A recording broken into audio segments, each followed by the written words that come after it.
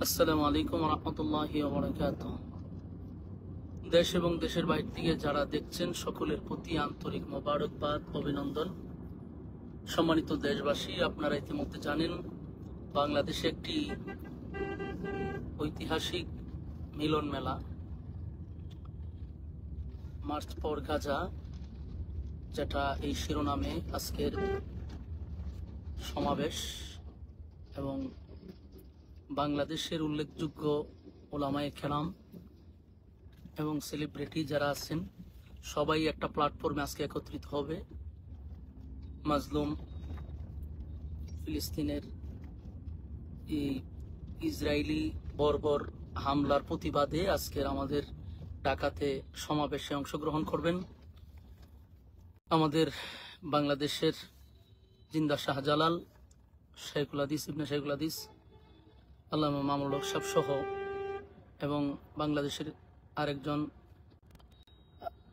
Islamic scholar আল্লামা মিজানুর রহমান আজহারি সাহেব, আল্লামা শেখ আহমদুল্লাহ সাহেব, এবং আমাদের বাইতুল মুকাররমের সম্মানিত খতিব, আজকের এই মিছিলের সম্মানিত সভাপতি আল্লামা আব্দুল মালেক সাহেব দামাত বারকাতুহুম সহ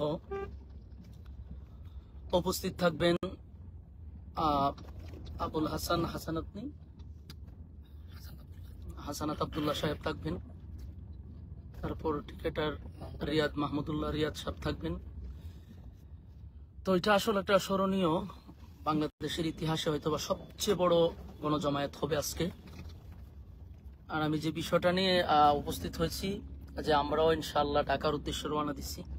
আমার সাথে আছেন আমার বন্ধু মানুষ মৌলানা সাব্বির আহমদ উসমানী, সামনে আছেন আমাদের কি কয় আমাদের আনোয়ার হোসেন আনসারি একটু সাউ যাইতেছ, আমাদের সাথে আছেন। আলহামদুলিল্লাহ, আমরা ইতিমধ্যে রওনা দিচ্ছি এই বরকতি এই সমাবেশে যোগদান করার জন্য। আসলে আমাদের বাংলাদেশের মানুষের ইমানের স্পিড অনেক বেশি। আমি একটা জিনিস লক্ষ্য করছি, বাংলাদেশের মানুষের ইমানের জজবা আছে। বাংলাদেশের মানুষের আমল, যদিও অনেক সময় মানুষ নামাজ পড়তে পারে না, অনেক সময় ইবাদত বন্দেগীর মধ্যে নিয়মিত থাকতে পারে না, কিন্তু ইমানের ক্ষেত্রে তারা অনেকটাই অন্যান্য দেশের থেকে আমাদের বাংলাদেশ অনেক এগিয়ে আছে। আমি মনে করি আজকে দেখেন এই যে বিশাল জমায়েত যেটা হবে, আমার মনে হয় বাংলাদেশের ইতিহাসের শ্রেষ্ঠ। অতীতের সমস্ত রেকর্ডকে শেষ করবে আজকের এই গণজমায়েত, আমি মনে করি। কারণ ইতিমধ্যে বাংলাদেশের 64 জেলার থেকে মানুষের যেভাবে আগ্রহের সহিত মানুষ ঢুকতেছে ঢাকাতে, এটাতে আসলে প্রমাণ করে বাংলাদেশের মানুষের ইমানি জজবা। যদি গাজায় যাওয়ার কোনো সুযোগ থাকতো, আমার মনে হয় বিশ্বের সবচেয়ে বেশি মুসলমান বাংলাদেশের যেত। তো আমি আমার এই ছোট্ট পেজ থেকে বাংলাদেশের মানুষকে বার্তা দিচ্ছি, আপনারা যদি সামর্থ্য থাকে আপনারা আজকের এই মিছিলে অংশগ্রহণ করবেন। এটা আমাদের ইমানি দায়িত্ব। আমরা হয়তো বা পারবো না তাদের পাশে দাঁড়াইতে, কিন্তু আমাদের প্রতিবাদের মাধ্যমে আমরা যেন এতটুকু বলতে পারি যে আমরা এই ইসরায়েলি লাল চামড়া কুত্তাগুলিদেরকে যে আমরা ঘৃণা করি, এটার থেকেই আমরা আজকের এই গণজমায়েতের মাধ্যমে আমরা বিশ্ববাসীকে বোঝাইতে চাচ্ছি, যে সময়টাতে আরব দেশগুলি একদম চুপ, অথচ যেই জায়গাতে প্রতিদিন রক্তের হুলি খেলা হচ্ছে, অথচ আজকে সৌদি আরবে ডিজে গানের আয়োজন করা হচ্ছে। এটা কি আমাদের একটা আলামত? আল্লাহ আমাদেরকে হেফাজত করুক।